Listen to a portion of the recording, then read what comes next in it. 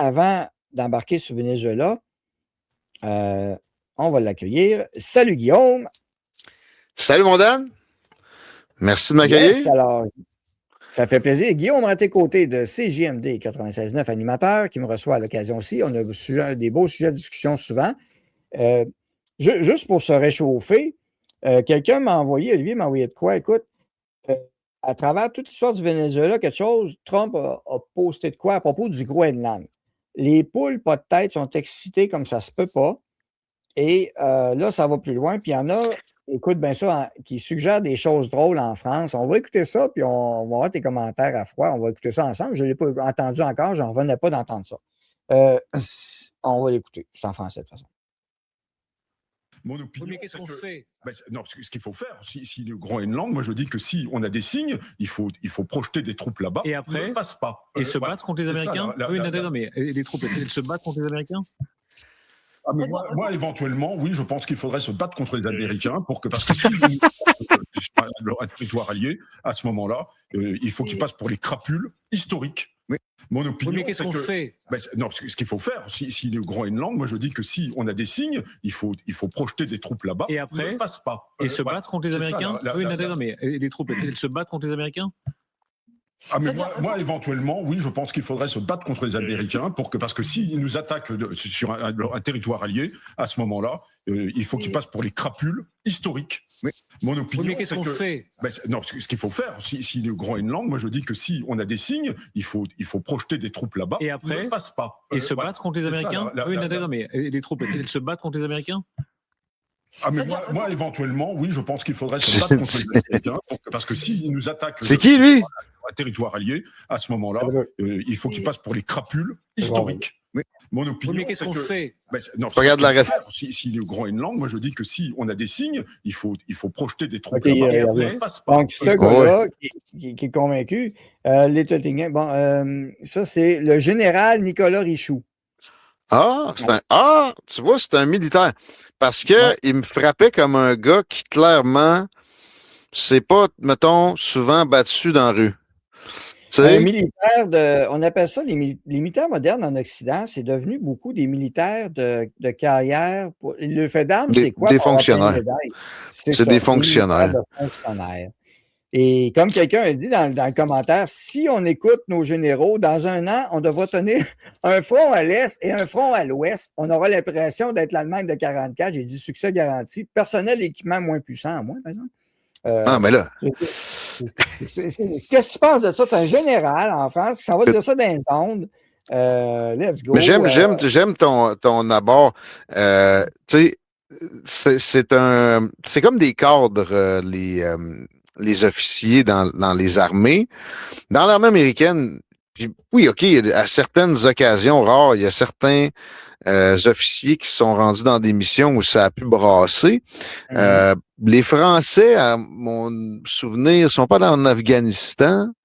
Il y a le Mali. C'est pas. Ils sont fait de mettre dehors au Mali, Colin. Ce gars-là a probablement jamais mangé une claque à la gueule. C'est ça que je veux dire, comprends-tu? C'est un couard qui serait bien prêt à envoyer du monde être de la chair à canon.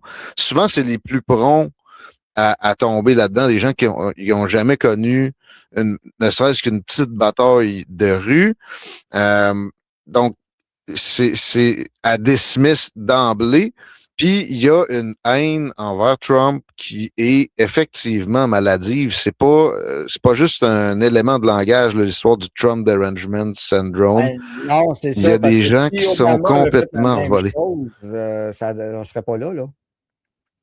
Puis, tu sais, pense-y, t'es général, toi, puis tu penses que l'Europe peut se pogner contre les Américains innocents. Et les Russes en même temps. Ah oui, oui. Ben, c'est ça, même pas les Russes. Tu peux même pas te pogner avec les Russes. La France, regardez les classements militaires. Moi, j'ai été à l'université en sciences politiques et ça m'avait beaucoup, j'avais appris ça comme il faut, tu sais, les rankings des plus grandes armées du monde. Et la France était toujours dans les premières, là, dans le top 5. C'est de la bullshit. La France a pas cette capacité-là et a une armée de gens très peut mobiliser. Les États-Unis, malgré leur grand confort social, réussissent à avoir de la mobilisation qui est surprenante, qui est impressionnante. C'est dû à une certaine culture et d'ailleurs, c'est une des raisons qui fait qu'ils ont autant de meurtres par arme à feu que ce qu'on observe per capita versus les autres pays occidentaux. C'est une histoire de culture qui les sert très, très bien. Sur le Groenland, Daniel, je t'amène sur quelque chose que tu n'as peut-être pas prévu. Vas-y, go. Tu sais, le pauvre petit coude, on va l'appeler de même, là, Mark Carney. Mark Carney, là. Ouais. Elbows up, little bitch. On va leur montrer. Lui, là, c'est lui qui reçoit ses instructions de l'autre. J'essaie de ne pas être trop ad hominem, mais il y a une tête de pinot pareil, puis c'est un petit coon. Et lui a sorti là, pour dire on va défendre l'intégrité territoriale du Groenland. Ouais. Première affaire, les principes internationaux, lâchez-moi donc avec ça. T'sais, moi, j'ai étudié ça. Et on nous le disait dans des cercles de masturbateurs là, que c'était de la masturbation, que ça n'a pas vraiment... que en fait, les relations internationales là-dedans, l'homme est un loup pour l'homme. Oui, comme Hobbes écrivait avant les gouvernements. C'est parce qu'il n'y en a pas de gouvernement mondial. S'il n'y a pas de gouvernement, il n'y a pas de loi. Le Conseil de sécurité de l'ONU, c'est ça la vraie police du monde. C'est les 5 du Conseil de sécurité de l'ONU. Puis quand est-ce qu'ils se sont accordés pour donner une vraie conséquence à qui que ce soit? C'est qu'il y a pas de droit international réellement. C'est des lubies, c'est des espoirs. C'est pas mauvais que ça existe, sauf que de sortir ça devant l'action de Trump, c'est ridicule. Ou la potentielle avec le Groenland. Le Groenland, c'est loin d'être fait. Juste dire ceci, il pourrait y avoir une transaction monétaire. Mais moi, si j'étais Mark Carney, qui est dans le trouble plus que jamais face aux États-Unis, justement à cause du move avec le Venezuela, qui est une des seules autres places où il y a du pétrole aussi lourd pour faire de l'asphalte, entre autres, que le Canada, ben là, Trump, tu peux pas y aller de façon prévisible. Faut que tu le mélanges. Faut que tu lui donnes un bec, après ça, une claque sur la gueule, après ça, tu le flattes dans le dos, après ça, tu pognes le cul. Là. Puis, une des affaires que tu devrais envisager, Marky, c'est de faire une offre au Groenland pour l'acheter, puis tu fais ça, en plus, directement aux citoyens. Tu dis, écoutez, si vous acceptez d'être annexé au Canada, je vous donne 1 million par habitant. J'ai fait un petit calcul vite fait. Ça nous coûterait tu leur dis 1 million US, là. Pas qu'il y ait vous êtes tous des millionnaires au Groenland maintenant. C'est ce que Trump avait proposé d'ailleurs. Ah ouais? Oui, Trump a proposé aux habitants, écoute, parce qu'ils ne sont pas une grosse population au Groenland. Ils sont 50 quelques mille. 53 000, je pense que c'est ça. Puis je pense que chacun avait 1 million, quelque chose de même. Donc, il avait proposé. Et les habitants m'ont dit, quand Trump a dit ça, ah ouais, c'est sûr. On pourrait être il en a parlé peut-être, mais tu vois, j'ai pas vu ça. Mais éventuellement, lui va en arriver là. Puis s'il y a une offre avant qui est plus généreuse que ce que Trump avait mentionné ou avait envisagé,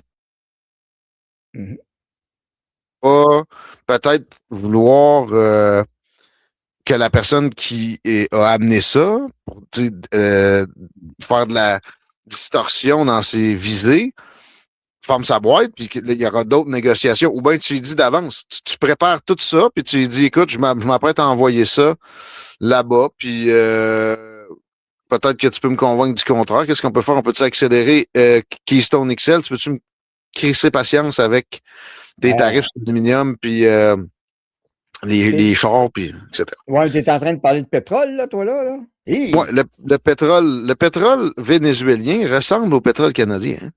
C'est très lourd. Ben, c'est pour ça que ça prenait des bonnes raffineries en bon état, maintenues, c'était pas facile. Mais tu vois, parlant de Mark Carney, Groenland, mais check bien la petite nouvelle, parce que Mark Carney est en rencontre, est en site. Et puis peut-être tu l'as vu passer. Alors, il est avec la première ministre Frederiksen. Donc, le Canada et le Danemark, alliés et partenaires, ont la responsabilité d'assurer la sécurité et la résilience de l'Arctique, le buzzword encore. Le Canada va toujours soutenir la souveraineté et et l'intégrité territoriale du Danemark, y compris du Groenland. Ensemble, et c'est là que ça devient intéressant, ensemble, nous continuerons de favoriser la paix en Ukraine et dans toute l'Europe. Sauf que c'est l'Ukraine et autres, ils ont besoin des États-Unis pour ça. Tu comprends-tu le jeu que ça fait? Ils n'ont jamais favorisé la paix en Ukraine. Avant que Trump soit élu, personne ne parlait de paix. Moi, j'avais vu les Chinois parler de paix. Exact. C'est tout. Puis lui était focus là-dessus. Puis là, depuis ce temps-là, oh oui, on veut la paix. Ah oui, oui, oui. Non. Puis l'intégrité territoriale de l'Ukraine, il s'en sac. Comme autant que l'intégrité territoriale russe, c'est des gamiques qui sont... On n'a même pas besoin d'essayer de comprendre ce qui leur joue dans la tête. C'est n'importe quoi. Ouais. Mais le Groenland, c'est sûr que, mettons que les États-Unis réussissent à l'arracher des mains du Danemark, parce qu'évidemment que le Danemark ne voudra pas. Le Danemark ne voudra pas, mais je pense qu'ils n'auront pas le choix parce que beaucoup de pays d'Europe sont endettés. À part la Suède qui n'a pas embarqué, la Suède était un des seuls pays durant le COVID show à avoir un PIB positif. Les autres étaient tous dans le trou. Ils ont été caves, toute la gang. L'Europe, il manque d'argent, l'Europe. C'est l'Allemagne qui finance l'Europe encore. Et si l'Allemagne se retire, c'est la fin. Mais regarde encore, ça, c'est encore plus drôle. Et bon, la bonne nouvelle de Mark Carney, notre nouveau premier ministre, contrairement au prédécesseur, lui, il n'a pas les jambes croisées comme une petite fille. Bon, c'est déjà ça de prix. Je l'ai déjà vu même. Pas aujourd'hui. En tout cas, avant la réunion d'aujourd'hui des dirigeants de la coalition des volontaires, j'aime le mot, hein, volontaire, le secrétaire général de l'OTAN, Marc Rutte, l'OTAN. C'est qui pilote l'OTAN au-dessus? C'est pas mal les États-Unis. C'est une organisation américaine. Ben oui. Et moi, avons discuté des efforts déployés par l'Alliance en vue d'instaurer la paix en Ukraine, donc l'OTAN, Ukraine, États-Unis, allô, et du besoin de garantie de sécurité robuste.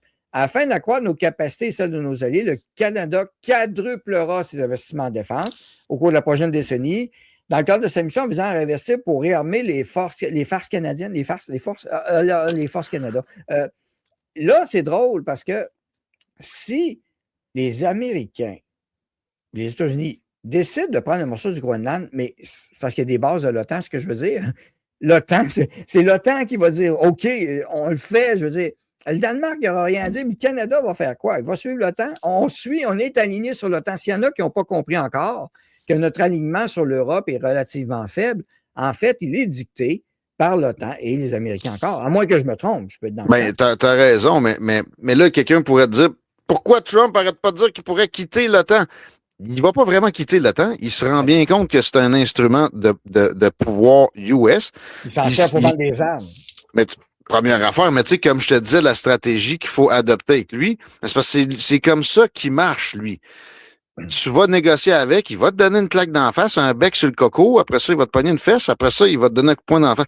Tu sais, il mêle le monde, c'est sa façon de procéder. Il essaye pas de se coller à la supposée réalité, encore moins à du conformisme ambiant.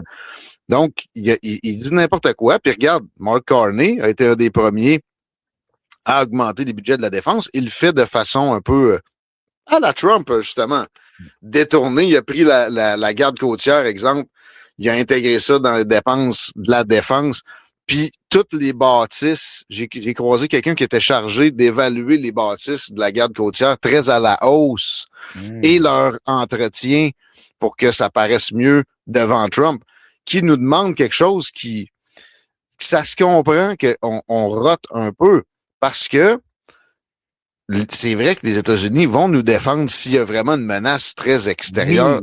Ça, il y a pas. Mais on en est pas là. La Chine attaquera pas l'Europe centrale, la Russie non plus. C'est Taïwan là, qui est menacé. Puis d'ailleurs, tu sais, avec ces moves-là, moi, tu sais, j'ai pas vu ça d'un excellent œil. Le move au Venezuela, il y a des bonnes affaires là-dedans. Mais il y a des impacts. Notamment pour ce précédent-là, pourquoi Taïwan ne serait pas annexé par la Chine? Mais ce que je finis par me dire, c'est que c'est inévitable. Peut-être que Trump s'est dit, regarde, je vais le faire en premier. Ben, ils se sont appelés entre eux autres. Les émissaires chinois étaient présents. La journée que Trump est allé chercher Maduro, les émissaires chinois étaient là et Gabin là. Suite à la rencontre des émissaires chinois, puis c'est peut-être ça qui a poussé Trump à agir le plus vite possible, plus vite que tard. Je vais juste montrer la photo. Maduro, tu sais, quand ton peuple crève de faim, puis ça, tu dois être maudit, je vais travailler fort, puis on va se battre. Tu vois que les priorités de Maduro, c'était pas tout à fait ça. Et c'était même surréaliste. Et c'est peut-être, il s'est moqué. L'orgueil, c'est jamais bon, là. Il s'est moqué des Américains et de Trump. Il dansait. Juste avant qu'il se fasse arrêter, lui, il dansait. Alors. Il a dansé pas mal dans la dernière semaine. Puis, tu sais, il disait des choses comme venez me chercher! Coward, vous n'êtes pas game! C'est ça. Vous ne pourrez pas venir me chercher. Essayez pour le fun. Il avait rencontré des émissaires chinois, mais il ne savait pas que son temps était compté. Et peut-être que cette petite danse-là qu'il a publiée pour se moquer de Trump, on se rappelle, un des derniers qui s'est moqué de Trump, il s'appelait Barack Obama dans un souper, qui s'était moqué de Trump publiquement, qui l'avait humilié en disant Trump président. Je me rappelle de ça. Ça, peut-être que Trump est très orgueilleux, sûrement. Hein, il a un gros ego. Je pense pas que c'est une bonne idée de. Je dis pas de le flatter, mais c'est pas écœuré non plus, là. Il ne s'est pas aidé avec grand-chose. Puis ils ont offert toutes sortes de sauve-conduits. Tu sais, à un moment donné, il a pris ça comme de la faiblesse parce qu'ils en ont peut-être trop à faire. C'était un après l'autre. Regarde, tu as telle option. Puis là, il le rappelait. Regarde, t'as pas voulu celle-là. Essaye ça. Non. OK. Puis tu sais, eux autres, les informations sur le terrain étaient incroyables. J'ai pogné un podcast. Ouais, ben je te l'ai envoyé, ouais, c'est ça. Non, c'est Patrick Bet-David. Ça date. Okay. J'ai écouté ça cet automne sur une de mes bâtisses en se gonnant sur la toiture. Puis j'écoutais d'une oreille un peu distraite. C'était un gars qui disait, lui est poursuivi par le département de la justice américaine, mais il disait, je suis poursuivi parce que j'ai suivi des ordres. OK, j'étais rendu à ce moment-là dans une organisation privée, là, mais c'était des ordres pour me rapprocher de Maduro et faire en sorte que sa garde proche servir contre lui, pas de le tuer. Puis à un moment donné, PDB, Patrick Bet-David, il demande, était-ce assez proche pour le passer, maintenant? Il dit oui, mais il dit, moi, je suis pas un assassin. Finalement, par exemple, il y a des gens qui sont morts autour de ce gars-là, qui est un Américain, qui disait dans le podcast, je suis rendu homeless, puis là, je suis poursuivi de tous les bords. Si vous tapez PDB Venezuela sur Spotify, vous allez le trouver très vite. C'est assez fascinant. Il y a de la crédibilité là-dedans, même si le gars me semble perturbé. Là. Oui, donc, ça fait du sens parce qu'il y avait des gardes du corps. Tu sais qu'il y a 12 Cubains qui sont morts dans l'opération du Venezuela. Des Cubains. Eux autres ont dit 32. Les Cubains ont dit que c'était 32. Puis j'ai pogné Stephen Miller hier, il a dit c'est plus que ça. C'était les Cubains, la garde rapprochée de Maduro. Ouais. Mais eux autres aussi, il y a un péché d'orgueil. Puis je n'ai parlé hier, mais j'ai retrouvé un autre topo. Puis tu vas voir aussi. Peut-être une surconfiance. Puis ça, c'est un mensonge que j'entends depuis des années. La Russie, la Chine sont meilleurs technologiquement, les Américains sont supérieurs, blablabla. Ouais, hier, j'ai déjà montré un topo. C'était pas tout à fait le cas. Et pire que ça. Pas la Russie, en tout cas. Écoute, on va regarder ça. Ça dure à peu près 14 minutes, mais on pourra commenter. Je vais l'arrêter des fois. Les sous-titres sont là. Donc, on a l'opération militaire. Les F-35 ont été très efficaces. On va mais avant, là, je veux juste dire, tu sais, ce gars-là, c'était pendant le premier mandat de Trump, c'était en 2016. Puis des gens comme John Bolton puis Mike Pompeo essayaient vraiment de le faire des moves plus lourds que ce que finalement il a accepté d'opérer au cours des derniers jours. Ça, c'est 2016. Mais il y avait toutes sortes de ramifications, puis il y avait toutes sortes en même temps de possibilités qui se mettaient en place pour lui. Puis finalement, te rappelles-tu de Juan Guaido? Ça a tout revolé. Il a dit fuck off, puis il a sacré John Bolton dehors, puis ça s'est mal terminé.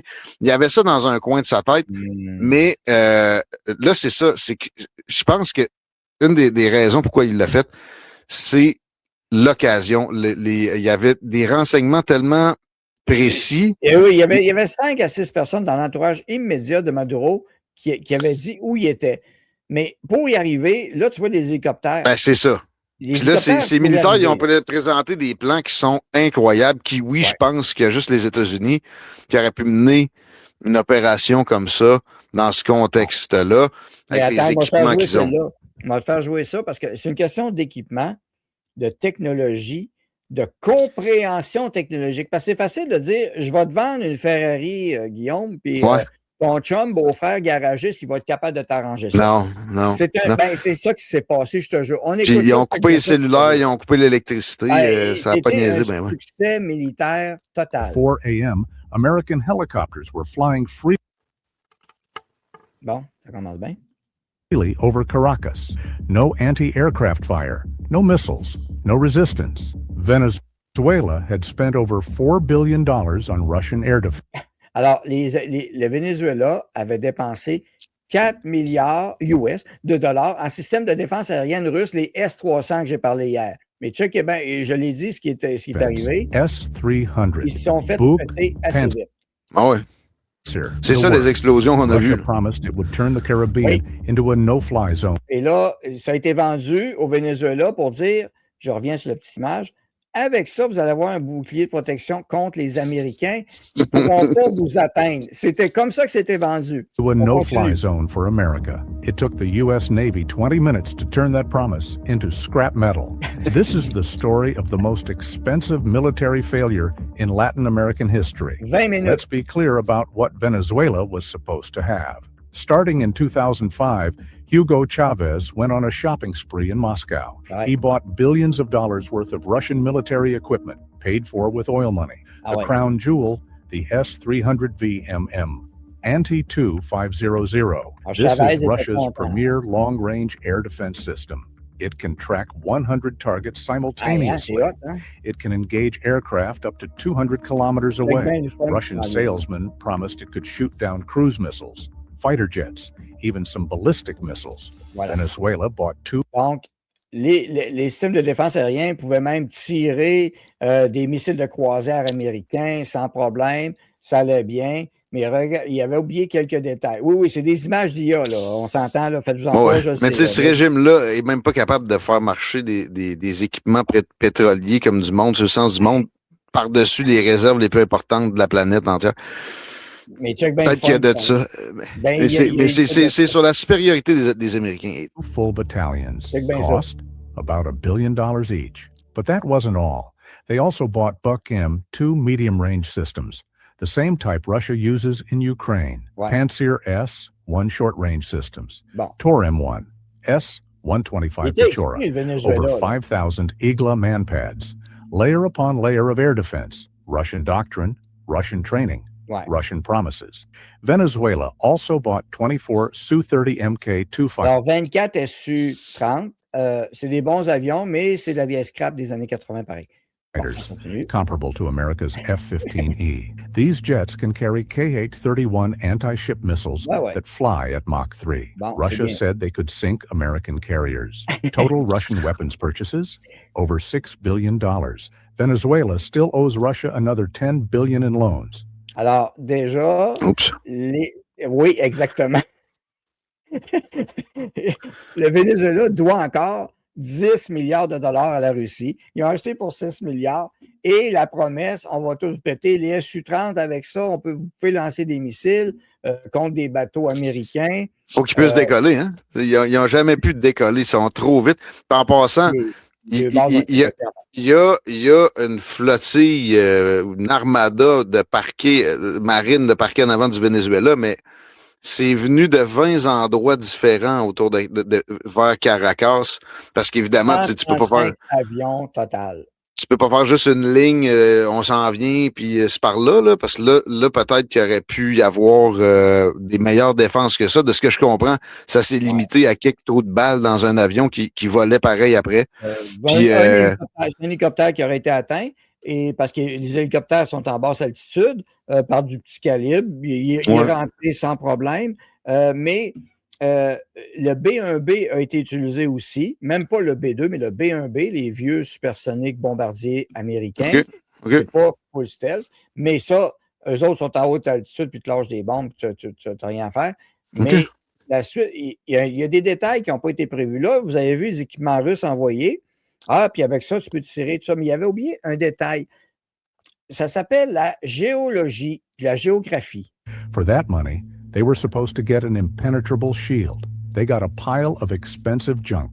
January 3rd, 2026, around 2 a.m. local time. Tomahawk cruise missiles launched from the USS Gerald R. Ford began crossing the Venezuelan coastline. The S-300 radars should have detected them at 250 kilometers out. Should have started tracking. Should have started shooting. Instead, nothing. According to analysts, the U.S. used EA-18G Growler electronic warfare aircraft to jam Venezuelan radar systems. The Growlers didn't just create static, they flooded the electromagnetic spectrum with false targets. The Venezuelan operators had a choice: turn up their radar power to see through the jamming or stay blind. They turned up the power. That was exactly what the Americans... Alors là, il était aveugle. Les avions américains faisaient un blast de radar, un brouillage radar. Et pour percer ce radar-là, ça veut dire que les Vénézuéliens devaient augmenter la puissance de radar. Tous ceux qui sont en simulation de combat savent ce que ça veut dire. Toi, quand tu es un avion, si tu as un bon missile, un HARP, et que tu veux viser tes radars, si le signal est faible, tu vas avoir de la misère. Mais là, ils sont obligés de booster le signal. Et en faisant ça, ils se sont éclairés. Les radars chinois, d'ailleurs, et russes, se sont éclairés comme des arbres de Noël sur les cibles américaines des avions. Et le fun a commencé là, mais check bien la suite en plus. Wanted. The moment those S-300 radars lit up at full power, they became beacons. They broadcast their exact GPS coordinates to every anti-radiation missile in the hemisphere. A GM-88E missiles, designed specifically to home in on radar emissions, came screaming in. The S-300 crews had maybe 6 seconds between detecting the incoming Tomahawks and dying. Most of them didn't even get that long. But here's the thing. Even before the first missile was launched, Venezuela's air defense was already crippled. You can't just buy Russian weapons and expect them to work forever. These are complex systems. They need maintenance. They need spare parts. They need trained technicians. Russia was supposed to provide all of that. At peak, there were 1,000 to 2,000 Russian contractors in Venezuela maintaining these systems. But Venezuela couldn't pay its bills. The country's economy collapsed. Oil prices crashed. Sanctions hit. By 2019, almost all Russian technicians had left. Only a few dozen remained. The results were predictable. Defense analysts reported that Venezuela's Su-30 fighters were mostly grounded. No work. Alors, tu sais, avoir de la technologie, même russe, il faut que tu l'entretiennes minimalement. Ça prend vraiment des équipements à la pointe. Il faut que tu remplaces des morceaux par des bons morceaux. Les Su-30, c'est des avions quand même de niveau perfectionné russe. Je veux dire, même nous autres au Québec, on a un Su-30 demain matin, on l'a. Je veux dire, il faut vraiment l'entretenir. C'est pas facile. On a de la misère avec nos F-18, imaginez, là. Allô? On dirait que ça a coupé. Okay, non, je suis là. C'est bon. Fait que c'est là le bordel qui a commencé, mais c'est même pas fini. Puis là, les ingénieurs sont plus là, la transmission de savoir n'est pas là. Puis là, l'autre jour... engines, no spare parts. The S-300 systems hadn't been properly maintained in years. Multiple sources said the entire air defense network was non-operational before the Americans even showed up. Maduro kept showing these systems in parades, kept claiming Venezuela was ready to fight. It was a lie. Even if the equipment had worked perfectly, there was another problem: the people operating it. Russian weapons come with Russian manuals, often poorly translated, if translated at all. Alors, c'est niaiseux, hein, la barrière de la langue. Et c'est sûr que les Vénézuéliens ne parlent pas russe. Ils ont traduit les manuels, puis peut-être pas les bonnes traductions. Mais non. Problème de traduction. Donc, tu sais, c'est une suite de choses stupides des fois, comme ça qui arrivent, mal planifiées, mal gérées. Tu sais, c'est des petits détails qui, au fil du temps, s'ajoutent dans des guerres. Et c'est souvent, des fois, des petits détails qui font gagner ou perdre des batailles. Ça a toujours été le cas. C'est pas grand-chose des fois, mais puis il y en a qui me disent « Ouais, mais l'espagnol, c'est connu dans le monde. » Puis tout ça. C'est pas ça le problème. C'était des documents techniques, technologiques, faits par les Russes, puis qui ont dit, on va vous traduire ça, mais d'après moi, ils n'ont même pas eu le temps de tout traduire comme du monde. Mais tu sais, je veux ajouter ceci. Y a-t-il déjà eu une grande puissance latino? Non. C'est cette espèce de rigueur qui a des défauts, là, qui est paranoïaque un peu, qui est excessive, là, que ça prend là, pour avoir le niveau de puissance US ou russe ou du Japon ou de la Chine. Il semble pas être présent dans ces cultures-là. C'est pas le génétique, là, c'est la culture. Tu as besoin d'un système d'éducation moderne technologique. Parce que ton école, qu'est-ce que tu enseignes à l'école? Est-ce que ta gang, oui, à Venezuela, tu as quand même fort en informatique d'un certain niveau, mais on parle des Russes quand même. Mais aussi un gouvernement socialiste comme ça, il n'y a pas la rigueur est son ennemi. Fait que après ça, de penser qu'il peut avoir une armée rigoureuse à la fois, c'est non. Ils peuvent faire des guérillas surprenantes dans certaines occasions. D'ailleurs, la Colombie, le président qui a osé braguer là-dessus, va prendre des armes récemment. Lui, en fait, il espère que les États-Unis fassent l'erreur qu'ils n'ont pas faite avec le Venezuela. En tout cas, pas encore. Que moi, c'est ça qui m'inquiétait. Ils n'envoient pas ils n'envoient pas de soldats là sur place. No boats on the ground. Le Trump a dit « I'm not scared of boots on the ground ». Il n'y a pas le choix de dire ça. Maintenant, il faut que tu bluffes un peu. Là. Il espère très fort qu'il n'y a pas besoin d'envoyer de monde là, puis que ça se run depuis le bureau de Marco Rubio, de donner les grandes orientations aux gens qui vont gérer le reste, là, mais pro-Amérique, puis pro-pétrole, puis il n'est pas question qu'on refasse la passe de nationalisation puis de voler des équipements pétroliers des compagnies américaines ou british sous prétexte de redonner ça au peuple vénézuélien, puis finalement, il y a bien moins qu'il y avait. By the way, mes grands-parents allaient au Venezuela. Moi, ils n'allaient pas en République dominicaine. Ils allaient pas. Quand ils allaient dans le sud, c'était au Venezuela. C'était paradisiaque. Jusqu'à temps que les socialistes rentrent là. Non seulement ils ont dégradé toute la patente, ils ont militarisé pour protéger leur folie. Mais on voit qu'il n'y a rien qui marche là-dedans. Ils ont militarisé, mais tellement tout croche que ça protège rien. Chavez, ils m'ont acheté d'équipements russes contre les Américains parce que les Américains et les Chinois vendaient ça pour dire vous allez vous protéger des États-Unis. Mais en plus, les comptes des comptes de banque en Suisse hier ont été gelés. Les comptes de banque de Maduro. Alors, j'ai vu ça. Qui a gelé des comptes de banque, ça veut dire qu'il y a de l'argent qui est sorti du pays. Donc, voler l'argent. Mais ça, c'était connu. En fait, Miami, Obama a commencé à serrer un peu la vis à l'époque, là.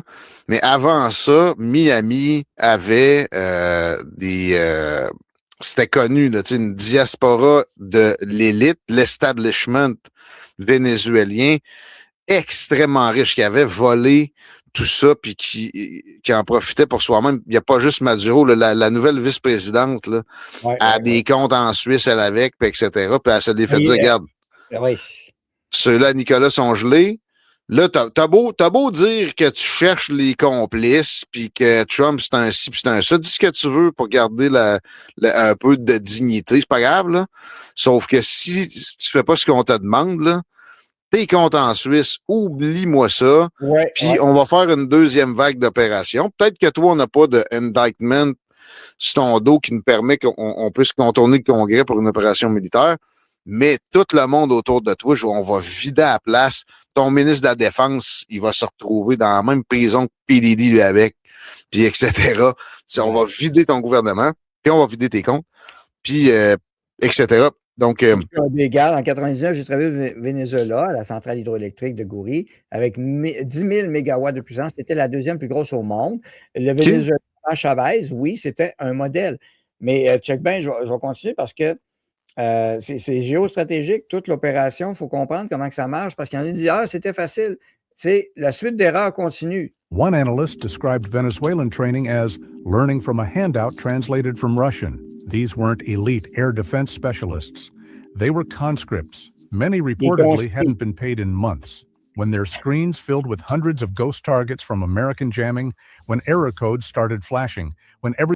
Alors, c'était des conscrits sous-payés, mal entraînés, qui s'occupait des équipements. On continue. Donc, tu donnes les conditions gagnantes. Puis là, sachant ça maintenant, je veux dire, tu es le président d'un pays de même. Tu peux faire des accords que tu es bon, mais dans le fond, c'est la catastrophe déjà annoncée. Everything they'd trained for fell apart. They didn't troubleshoot. They froze. Or they ran. You can't download quality training from a server in Moscow, and you can't operate an S-300 when you're terrified and confused. There's also something nobody talks about. The S-300 was designed for a different war. It was built to defend Russia from high-altitude American bombers flying over flat terrain. Think B-52s coming across the European plain. Venezuela is not flat. It's mountains and valleys and coastline. U.S. Navy planners used that terrain against them. Tomahawk cruise missiles can fly nap of the earth, hugging the ground, using mountains as cover. The missiles flew through valleys below the radar horizon. By the time Venezuelan radar detected them, they were popping up over the tree line. Maybe 10 seconds from impact. You cannot intercept a Mach 0.8 cruise missile when you only have 10 seconds to detect, track, lock, and fire. The math doesn't work. Russia sold Venezuela a system designed for 1985. America attacked with tactics from 2026. Let's talk about implications. Iran has S-300 systems. So does Syria, where they've already failed to stop Israeli strikes multiple times. North Korea relies on similar Russian air defense doctrine. Every country that bought Russian air defense just watched it get deleted in 20 minutes. One analyst put it this way. For the next 20 years, every Russian... Alors là, l'attaque qui était faite hier, c'est un message aux autres aussi. Put it this way. Ça, c'est une des qualités que j'ai trouvées à la chose, évidemment. Puis là, tu le prouves encore mieux avec ce documentaire-là. Souvent, les dictateurs ennemis de l'Occident sont armés exactement de la même façon. Ils ont des processus similaires à ce qui se passait au Venezuela. Fait que là, ça vient de les tranquilliser, puis notamment l'Iran. Puis en plus, l'Iran, ça va pas bien à l'interne. Il pourrait y avoir un effet domino. C'est une des choses que tout ça nous amène à espérer que... Parce que là, c'est ça, c'est pas terminé. Ça peut aller dans deux sens. Si ça va dans le bon sens, Cuba pourrait tomber. La Colombie, c'est pas safe son affaire au président, j'oublie son nom, très socialiste. Il est en train de baver Trump aussi, mais regarde l'impact économique juste de cette attaque-là. Là, ce que ça a, tu sais, des fois, tu peux lutter économiquement contre un adversaire, puis des fois, tu as besoin de, c'est quoi de dire frapper à bon endroit, regarde ce qui se passe maintenant. Les valeurs d'exportation des équipements russes étaient déjà en baisse. Mais là, c'est clair qu'il n'y a plus un pays dans le monde qui va vouloir les acheter, le scrap. Mais ils ont besoin de liquidité, les Russes, en ce moment. Voilà. Et ça, écoute, pour la guerre en Ukraine, Trump, en passant, moi, je suis certain qu'une des choses qui ont terminé sa réflexion, c'est que, mettons, Rubio, il a dit, garde, voici, tac, 4-5 arguments qui te montrent que ça va détériorer les capacités russes en Ukraine, que ça va les forcer à négocier. Je suis convaincu que c'est le cas. Puis j'ai pogné Trump dire, j'ai parlé à Poutine l'autre jour, vous parlez du Venezuela? Non. Avant l'attaque, là? Non, on n'a pas parlé. Et je le crois, là. Sauf que c'était dans la tête des deux. Peut-être qu'ils ont, de façon détournée, ils se sont laissés comprendre certaines affaires. Parce que les Russes, premièrement, se servaient de la navigation puis des pavillons vénézuéliens pour bien des évitements de sanctions. Oui, puis ils servaient de ça pour entrer en Amérique du Sud, parce que le Brésil est sous influence russe et chinoise actuellement. Et l'Iran est dans le portail. Ils n'ont pas trop parlé dans ça là, mais l'Iran, les drones iraniens étaient là aussi. Les trois étaient là. Chine, Russie, Iran. Les trois étaient au Venezuela. Donc, le Brésil, le message est passé. La Colombie. Bref, là, c'est clair que... Puis ça, c'est suite à l'attaque des États-Unis qu'il y avait eu en Iran aussi pour le complexe nucléaire, qui ont fait péter d'une façon chirurgicale. Trump est le général en chef des armées. Il utilise son armée. Mon premier réflexe avec ce move-là dont tu parles, moi, ça avait été de faire comme non, on va pas se remettre d'un engrenage comme ça. Tu sais, l'Irak, ça a fait des centaines de milliers de morts dans de la misère 25 millions incroyable. De morts, puis l'Irak aussi, ouais. Bon, ouais, mais puis ça a donné quoi vraiment, là, tu sais, à part que ça enrichit des actionnaires de Raytheon, puis de Boeing, puis de Lockheed Martin. Fait que moi, j'avais bien de la misère. Je comprends que l'Amérique latine, les gens sont moins crinqués, fait que les guérillas, même si le mot vient de là, ont un peu dans les années 50. Non. Ça va être plus tough, ça va être plus rare, etc. Puis on regarde Noriega, ça avait bien marché. Fait que, puis finalement, l'Iran, le move en Iran, c'était limité, puis ça s'est limité à ça, puis etc., même si les résultats n'étaient pas exactement où ils voulaient. Donc, mais tu as une révolution en cours présentement en Iran, du peuple, parce que oui, en Iran, c'est pour des raisons économiques, oui, mais c'est aussi pour se débarrasser du régime des mollahs. Ils en ont plein le cul. Et le Shah d'Iran, les descendants du Shah d'Iran reviennent à l'arrière-plan. Ils sont présents, ils sont bien là, et le peuple cherche quelqu'un qui a une autorité morale. OK?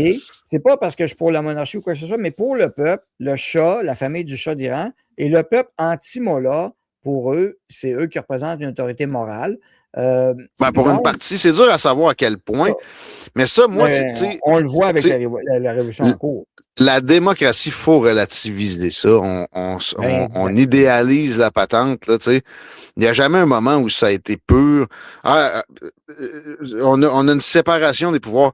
Non, c'est arrivé, regarde, juste Wilson-Raybould, c'est un petit exemple de pointe d'iceberg ici dans le temps de Trudeau, où le premier ministre s'est ingéré dans les affaires judiciaires. Ça arrive pas nécessairement à petite échelle, le ministre qui fait sortir son neveu, qui a cassé la gueule à quelqu'un au bord. Non, OK, non, ça marche pas comme ça ici, mais à plus grande échelle, c'est des degrés. Il n'y a pas de démocratie pure. Puis quand on pense à des pays où ça va tellement mal, dans certaines occasions, moi, comme politologue, c'est une conclusion que j'ai atteint à un moment donné. Le but, c'est pas la démocratie, c'est que ça servir d'abord, puis des fois, c'est mieux un autoritarisme que de la démocratie qui, après ça, va élire d'un coup un populiste comme Hugo Chavez à l'époque qui a scrappé la place. Ça allait bien. Oui, bien, c'était un modèle. Puis là, c'est drôle, je vois les gens encore aujourd'hui, puis ça critique encore, c'est épouvantable, blablabla. Mais ça critique, sauf que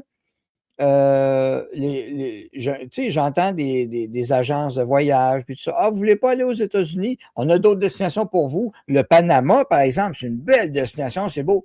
Hey, sais-tu pourquoi le Panama, tu peux aller en touriste aujourd'hui? Parce que c'est aux États-Unis. Les États-Unis ont dit ça va faire. Vous comprenez pas qu'on vous êtes un satellite de notre empire, mais on intervient. Noriega, ils l'ont pogné puis ils te l'ont pitché dans une prison. Je pense que c'était une prison de l'État de New York aussi, d'ailleurs. Ouais, puis il est mort là. Pas les gens à l'époque. Ça dérangeait pas les gens. À l'époque, quand Noriega, ils l'ont arrêté.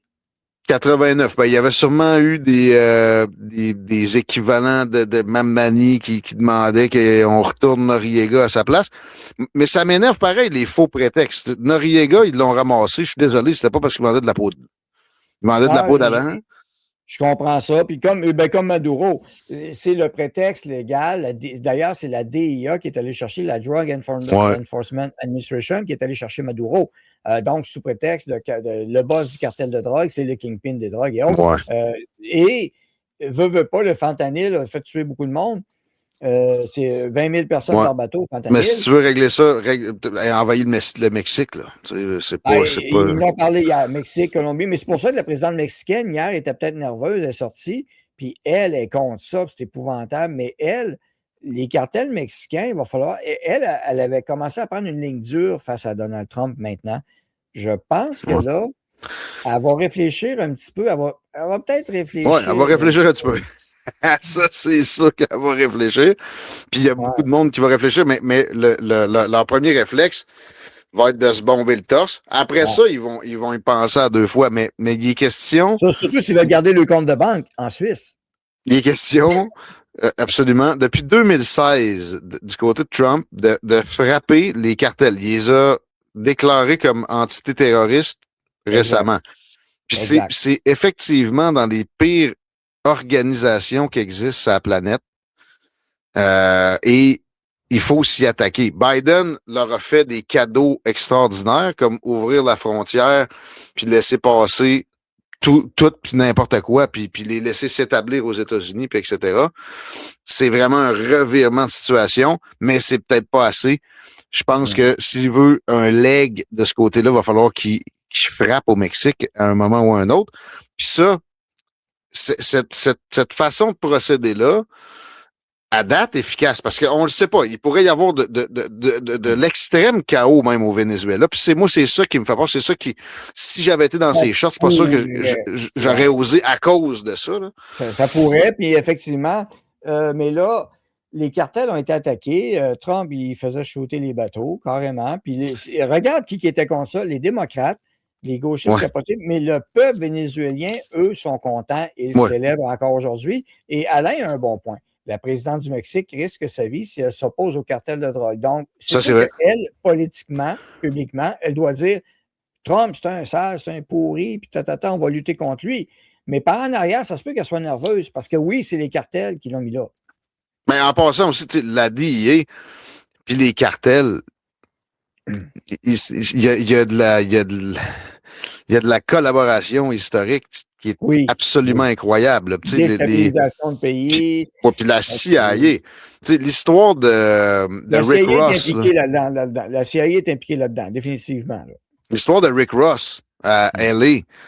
Pas le rapper a pris son nom de ce gars-là qui, en ce moment, il est encore vivant. Lui, il vendait de la cocaïne que la CIA fournissait. La CIA prenait l'argent pour financer des opérations de déstabilisation un peu partout, Laos, là, puis nomme-les. Puis, à un moment donné, il l'avait assez utilisé comme Noriega, fait qu'ils ont décidé qu'ils l'arrêtaient. Puis le gars savait pas lire. Puis ils ont monté des accusations tout croche juste pour s'en débarrasser. Puis il a appris à lire en prison, puis il a appris le droit.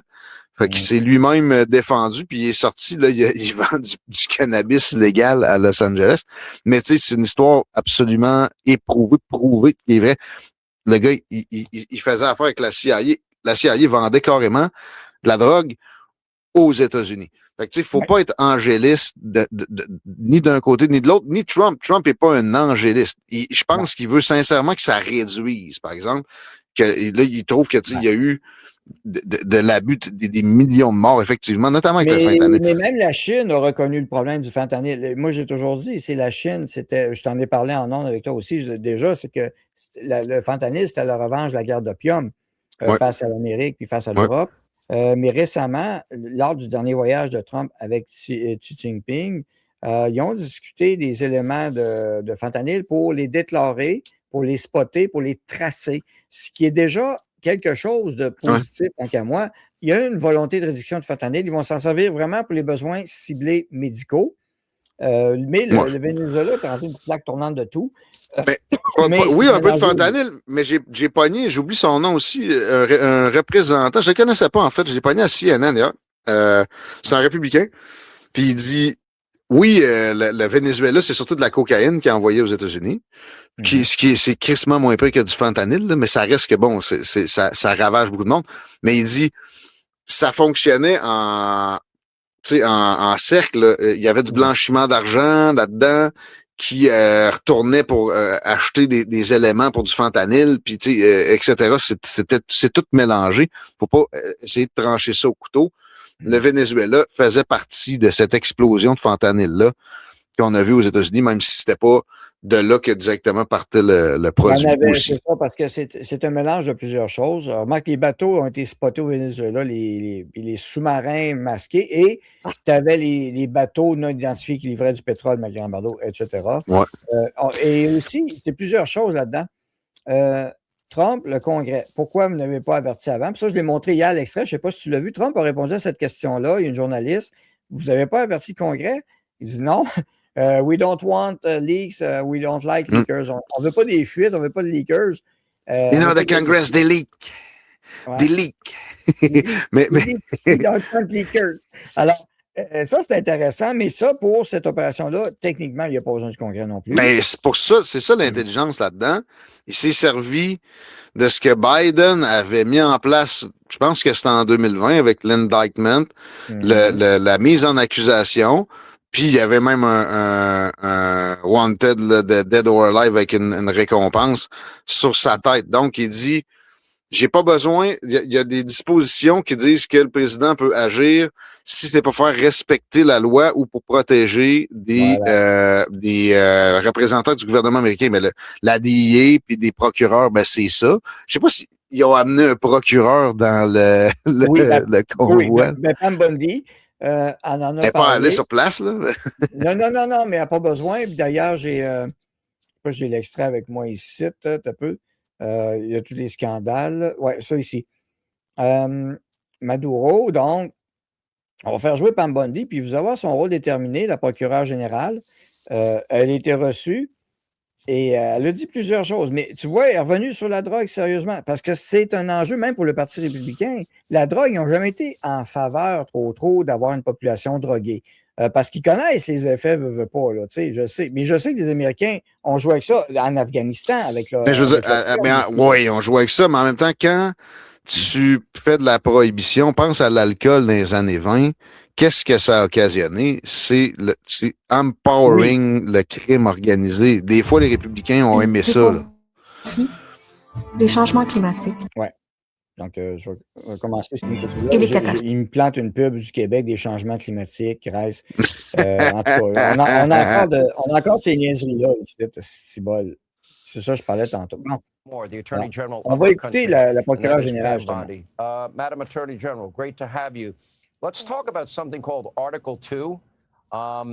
Let's talk a little bit about the law, the charges, and let's go through those people, those critics that don't like the fact that Donald Trump did this and say he did not have the authority or he needed to go to Congress. You say what? Sean, this was well within the president's Article 2 powers. It was a law enforcement function to arrest indicted individuals in Venezuela. Our military pulled off a flawless execution of that. It was amazing. And, Sean, America and the Western Hemisphere is safer tonight. The charges, Maduro and his wife are charged with directing, and it's just an indictment now, they are charged with directing the murders, kidnappings, assaults of anyone who stood in their way and also anyone who tried to stop their drug business. They are also charged with bringing tons of drugs into this country. Maduro, Nicolas Maduro, is charged with over hundreds and hundreds of tons of cocaine flowing into our country.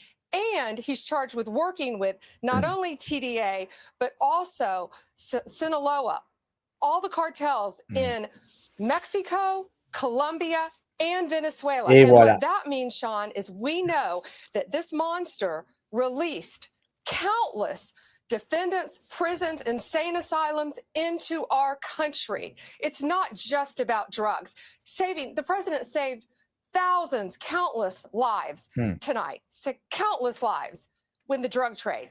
But he also protected Americans from the TDA members who Maduro let into our country, forced into our country, opened his jails, opened the insane asylums to come into our country. Ça, c'est un aspect qu'on entend peu parler dans les médias. Le Venezuela qui avait vidé ses prisons pour envoyer du monde aux États-Unis avec Biden. Ça, c'est avec l'ère Biden. Les portes ouvertes, là, c'est le bordel. Ben ça c'est quelque chose que...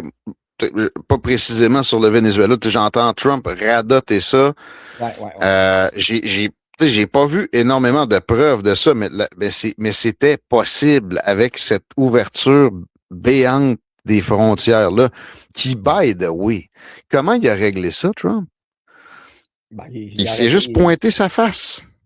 Il a dit « fuck off, c'est assez ». Fait que, tu sais, c'est tout. Il a mis Tom Homan à Ice puis il a augmenté les effectifs un peu. Tom Homan, c'est assez clair la face qu'il a. Tu traverseras pas ici de toi. C'est pas bien, mais c'est juste par son aura. Puis, by the way, il a stoppé l'immigration clandestine est immense, pas juste aux États-Unis, au Canada, oui. Même au en Canada, Europe. oui. Le message a été passé, c'est fini. Arrêtez, restez chez vous. Gaspillez pas votre argent dans les mains du cartel, là, première affaire. Là. Ça a juste bénéficié au cartel. Mais on arrive ici. Moi, j'ai beaucoup d'immigrants dans mon immobilier. Ils étaient déçus à tellement d'égards. Première affaire, évidemment, c'est le mois de janvier. Là. Il fait fret? Pas tout le temps après ça. Le réchauffement climatique des palmiers, non, il n'y en a pas, c'est ça? Non, mais après, tu sais, OK, il faut que je travaille comme un malade pour finalement payer mon loyer, puis il me reste quoi, là, 200$ par mois? Il va falloir que je fasse ça 15 ans, puis ou peut-être 10 si vraiment je me prive, puis mon 200$ par mois, je me garde pas pendant tout, tu sais, je veux dire, c'est des fausses promesses. C'est nocif pour tout le monde, le déracinement. Lui, il a arrêté ça avec son manche patate. C'est incroyable. Mais ça montre à quel point un gars comme Biden était corrompu. Ben, l'administration Biden, Kamano et Tim Walz, je veux dire, regarde, imagine si Kamano avait été là avec Tim Walz, là. Pense à ça 2 minutes. Ou Hillary Clinton, ça aurait été Écoute, Hillary Clinton voulait aller en guerre contre la Russie, là. Mais ça montre à quel point notre style de vie tient juste à un fil, parce que Venezuela, avant Hugo Chavez, ça allait. Oui. Un changement de régime.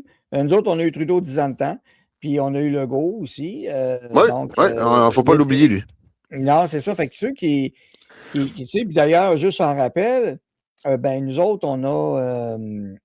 j'ai posé une question à Mark Carney, mais il ne m'a pas répondu. Pas fin. Il dit bien arrivé à Paris où je vais rencontrer les dirigeants mondiaux afin d'aider à instaurer une paix juste et durable en Ukraine. OK, moi, j'ai posé une question. Est-ce pour préparer les contrats de Brookfield qui seront gérés par Freeland en Ukraine? Oui. Nous autres, c'est ce qu'on a comme premier ministre. Ah, mais là, non, mais Trump, là, il fait ça pour ses amis dans le pétrole. Attends un peu, là. Être laxiste sur l'énergie, ça, c'est criminel. Ça tue des milliards de personnes dans l'histoire de l'humanité. Napoléon, dans le temps, il n'y avait même pas d'électricité. Il avait compris que tout dirigeant devait avoir comme principale préoccupation l'énergie. Puis regardez le confort moderne, les hôpitaux, ce qu'on est en train de se taper là, un beau petit podcast, tout ce qui est notre confort moderne, sans l'énergie, c'est pas là. Puis des gens comme François Legault, puis Mark Carney, mais Mark Carney, ouais, il a autorisé un pipeline, puis là, ça a fait démissionner Guilbeault. C'est moins que le minimum, OK? Ouais. L'énergie, c'est fondamental. Puis c'est là où on peut revenir au Canada. Puis là, c'est vraiment... Mark Carney est le plus petit dans ses shorts, sauf peut-être, oui, le président de la Colombie puis la présidente du Mexique, après ce move-là, parce que Keystone XL est vraiment moins important. Tu sais, on parlait de pétrole lourd au début. On y revient. Des raffineries dans le golfe du Mexique, ils ont été setupés pour traiter du pétrole lourd du Venezuela. Voilà. Le flot a stoppé et c'est le Canada qui a compensé. On est rendu à 60% des importations de pétrole des États-Unis. Avant qu'Hugo Chavez prenne le pouvoir, c'était 15%. Il y a une corrélation qui est absolument parfaite mais là-dessus. Hier, ils en ont parlé parce que le pétrole du Canada est revenu dans la discussion avec le pétrole de Venezuela. C'est un niveau de transformation de moins. Donc, ils sont déjà équipés. Donc, le pétrole canadien va devenir moins intéressant. Ben absolument. Puis on ne s'est pas diversifié comme des Vénézuéliens pendant ce temps-là. On avait des occasions, notamment avec le terminal de Saguenay, GNL, mais aussi oui. Énergie Est pour envoyer ça en Europe direct, le pétrole albertain, etc. Puis on s'est même interdit l'exploration. C'est, à mon avis, du registre de la criminalité des dirigeants. Moi, je suis pas pour emprisonner des dirigeants. Là. Même, mettons, Joe Biden, après ce qu'il a fait à Trump, je l'emprisonnerai pas, mais on peut les qualifier de crottés, de criminels, d'avoir négligé l'énergie. Quand tu es un dirigeant, ta première préoccupation doit être l'énergie. Il faut être autonome, et Trump l'a toujours dit, même dans son premier mandat, il avait réussi à le faire, puis Biden avait scrappé ça tout de suite. L'autonomie énergétique américaine, pour la première fois de l'histoire des États-Unis, Trump l'avait atteint dans la dernière année de son premier mandat. Biden a rescrappé ça, mais là, ils sont revenus à ce niveau-là. Alors, c'est avec du pétrole qui vient du fracking, puis ce pétrole-là, c'est du léger. Fait qu'ils n'en ont pas de pétrole lourd. Fait qu'il y a d'autres places qui en produisent, mais là, il y a le Venezuela en bas puis il y a le Canada en haut. Mais là, le Venezuela en bas, il est revenu. Puis c'est une des choses qui aussi l'ont motivé à faire ça. En fait, je pense que c'est dans le primaire. Puis je l'entends radoter sur le prix du gaz tout le temps.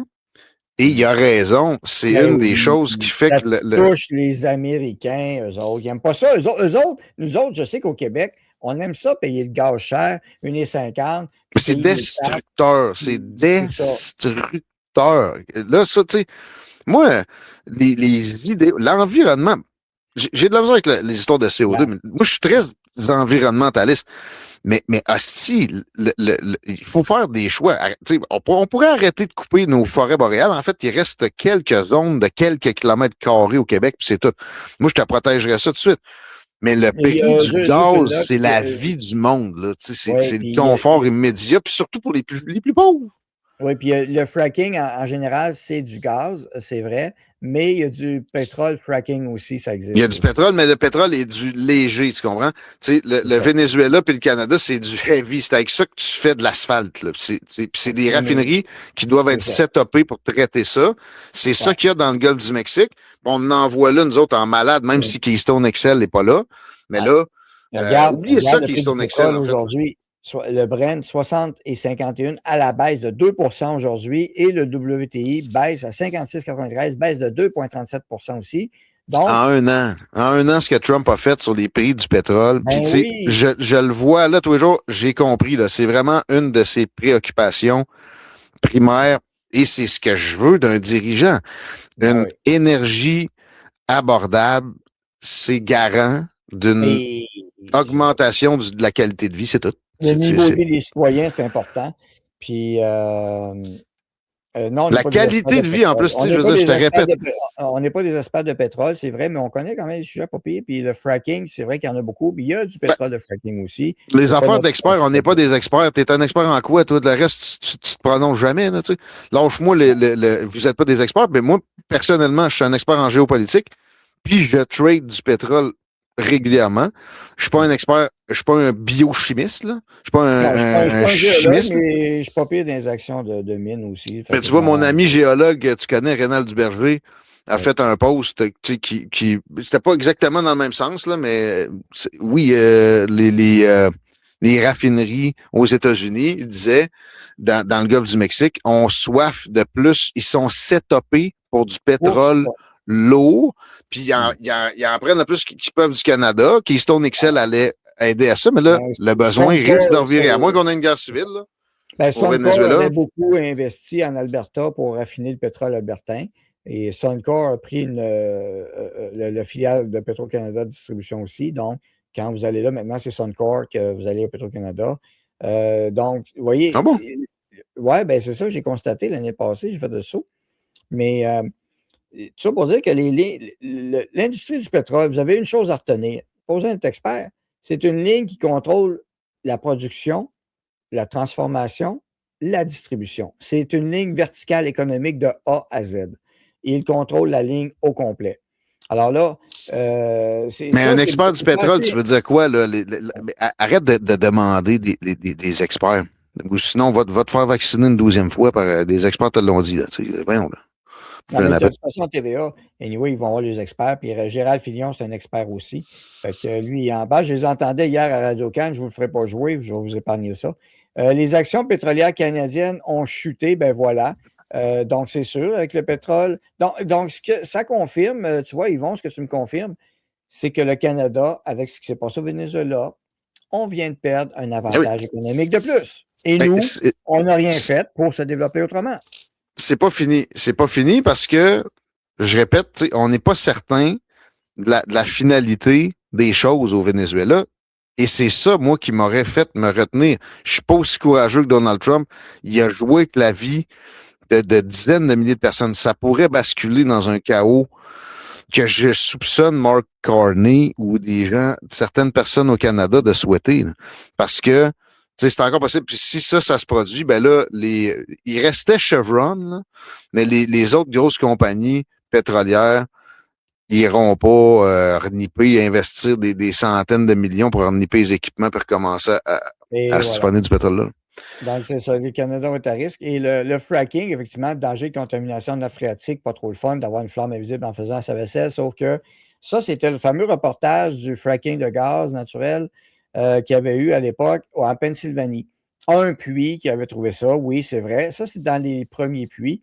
Mais quand on a les statistiques, on est rendu à 440 000 puits aux États-Unis de fracking et ils n'ont pas toute une fuite. Il y a une fuite dans à peu près estimée 1%. Mais ça s'est vraiment amélioré. C'est comme le reste. Et je ne dis pas que c'est la meilleure techno, le fracking. Au contraire, j'ai participé à une audience publique à un moment donné dans le Binière, puis eux autres, il n'y a pas de problème. Ben non, il peut y avoir des problèmes. Il faut pas avoir la tête dans le sable. Mais là, ce que j'ai dit, ils disent, de toute façon, s'il arrive de quoi, c'est le gouvernement qui s'en occupe, le ministère de l'Environnement. Ah ouais, vous voulez que votre eau potable dépende des services du gouvernement du Québec? Êtes-vous malade? Non, il ne faut pas faire ça. Il faut pas être endormi non plus. Là. Il y a des responsabilités à avoir. Il faut faire attention. Puis c'est ça.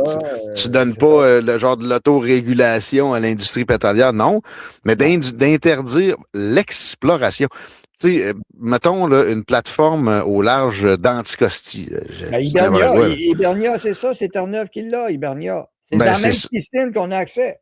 Puis est-ce qu'il y a eu des belugas trempés de cette glu? Non. Puis by the way, par exemple. Des belugas suite à la marde envoyée dans le fleuve par Montréal et Québec. Ah, mais je pense que c'est mieux un peu de pétrole que du caca. Ouais, du pétrole, en passant, du pétrole brut, c'est naturel. Il y a en leak dans l'océan sans qu'on drill. Every day. Naturellement. Oui, il y a des poches de méthane au moment où on s'est parlé pendant qu'on a fait l'affaire. Au large de la Floride, des milliers d'évents de méthane qui avaient été découverts en 2007, qui produisent à chaque seconde des tonnes de méthane. C'est d'ailleurs une des explications du triangle des Bermudes aussi en passant. Parce que ça crée des poches de méthane, que le bateau aussi passe là pendant qu'il y a une poche de méthane qui rouvre, le bateau il coule bien raide parce que la densité change. Et la poche de vapeur de méthane qui s'en va dans l'atmosphère, si c'est un moteur d'avion atmosphérique, les plus traditionnels avant, ben, ça peut étouffer le moteur. Et ça avait déjà été prouvé. On a des moteurs faits pour faire de la combustion avec de l'oxygène, azote, et non pas une poche de méthane dedans. Donc, il y a des phénomènes c'est intéressant. Naturels. Mais by the way, la majorité des volcans sont sous-marins. On n'a même pas un dénombrement proche d'être accurate. 95% n'est pas mappé. Quand vous parlez du CO2 humain, qui serait donc bien un problème, une éruption peut faire pire que la Chine et les États-Unis combinés en une traite. Ils sont en train de le faire. On était chanceux avec Unga Tonga janvier 2022, ça fait déjà 4 ans. Mais juste avant que tu arrives, je fais toujours une chronique un peu sur les volcans. Puis, on est 45 volcans en activité actifs présentement ce matin. Ah bon? C'est le double qu'il y a depuis. Moi, je suis ça depuis 2003, à peu près 2004. Et on est rendu à 45. Ce n'est pas des grosses éruptions majeures, mais en continu, il y en avait beaucoup depuis hier, dont le Kilauea et autres. Il y a une dizaine de volcans plus actifs que d'autres. Ce n'est pas des éruptions majeures, mais c'est le double du nombre de volcans actifs qu'il y a 3 ans. Donc, s'il y a 3 ans, il y en avait, exemple, 25 à peu près, puis là, tu en as à peu près 45, bien, ton CO2 et ton SO2, bien, il double aussi dans l'atmosphère quelque part, puis c'est pas toi qui le fais. Donc, il y a des impacts, et c'est sûr que ça, ils ne voudront pas le reconnaître. Non, mais c'est des gens qui n'aiment pas les humains. Si tu réduis les capacités en énergie, tu n'aimes pas les humains. Tu leur fais du tort. Le confort moderne ne dépend que de ça. C'est pas l'éducation. C'est pas le transport aérien. Oui, le transport aérien est là à cause de l'énergie. C'est l'énergie qui est fondamentale derrière tout ce dont on peut jouir à notre époque que les milliers d'années précédentes n'ont pas offert aux êtres humains, c'est l'énergie. On l'a pas encore, la source ultime, propre, puis la fusion à froid, genre, on l'a pas. Ça s'en vient. C'est le prochain épisode, mais on pourra en parler. Fait que, écoute, merci beaucoup. Puis en passant, Asia Jack n'est pas vacciné. Hein? Alors, non, mais je t'aime pareil, là, mais lâche les experts un peu, man. Fait que c'est bon. Fait que c'est ça. Merci de ta présence. C'était super apprécié. Et puis, on va se reprendre. On va s'inviter une couple de fois de même. Ouais. On aura des topos. Puis, regarde, ça va passer vite. Hein? Écoute, on a 1h10. Ben oui, 1h10. Plus de 700 auditeurs live simultanés. Solide. C'est la durée de mon show. En passant, je recommence. S'il y en a qui écoutent Politigui correct des fois puis qui se demandent qu'est-ce que je fais à l'heure de mon show. Ah non, c'est un peu avant. Je recommence le 19. Tu me disais, je prends des grosses vacances. Oui. Ça se peut que j'aille en Floride, man. Non. Mais non, je travaille en masse. Inquiète-toi pas. Guillaume, il n'est pas insultant. Il a insulté peut-être les hommes, mais fais-toi-en pas. Il s'est emporté. Il ne faut pas s'en faire avec ça. Mais ça m'énerve tout le temps, mais je répète, je t'aime bien, on peut se pincer un peu. Mais l'appel aux experts, c'est pas un argument. Non, parce qu'on l'a entendu pendant la COVID, on est capable de lire des rapports, puis on est capable de lire, on sait lire, on a appris à lire. Les vents dominants, là, les experts. Là, les vrais experts, c'est les vents dominants, c'est ça. Il ne faut pas retomber dans ce piège-là. Et rappelez-vous que pendant des années, il y en a qui pensaient que Gérald Filion est un économiste. Alors, mais le meilleur que je vois, là, souvent, c'est les gens en aménagement du territoire qui vont parler de la demande induite.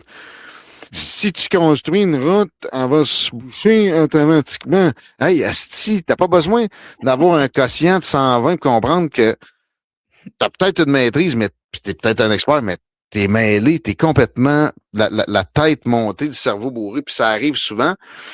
Puis faut pas juste chercher les experts en comprenant ce genre de phénomène-là. Il y a des phénomènes dans les universités où la peer pressure est violente, puis ça fait une distorsion dans ce qui devrait être compris par ces experts-là. En guillemets, en passant un doctorat dans quelque chose, t'as toujours bien étudié rien qu'une pointe de tarte dans le domaine, puis là, tu peux être supposément un expert d'un coup. Pas plus. Non. Les gens ne savent pas, mais un doctorat, effectivement, c'est hyper spécialisé. Une maîtrise, c'est un peu plus spécialisé. Et un doctorat, c'est un seul sujet. Dans le sujet, ça prend rien que de la patience. Moi, c'est ça qui m'impressionne. C'est pas le niveau de connaissance que ça implique. Non, voilà. Et merci beaucoup. Donc, Guillaume Raté, animateur politologue à l'antenne de CJMD 96.9 FM. Donc, vous pouvez aller sur Internet, CJMD. C'est 96.9. Oui, il y a des bons podcasts sur Spotify en masse. Tapez Politigui correct. Là, il y a du stock. Puis remonter, jouer là-dedans. Il y a des grandes entrevues, des éditos. Il y a des entrevues avec Daniel, entre autres en masse aussi. Okay, voilà. Merci beaucoup. Puis l'extrait va être bien sûr disponible de cette rencontre-là. Donc, Venezuela, les gens qui vont avoir la chance de l'écouter, ils vont être un peu plus renseignés différents, ce qui n'a pas été montré vraiment à Radio-Can et les autres, et aux experts de TVA non plus d'ailleurs. Je sais pas. Salut, mon Dan. Bye-bye. Merci. À plus. Alors, voilà. Alors, Guillaume à tes côtés. Alors, on va essayer de collaborer plus souvent. Ça va être le fun. Alors, ça permet d'avoir d'autres points de vue. Donc, c'est déjà tout pour aujourd'hui. Alors, déjà 2h13. Merci d'avoir été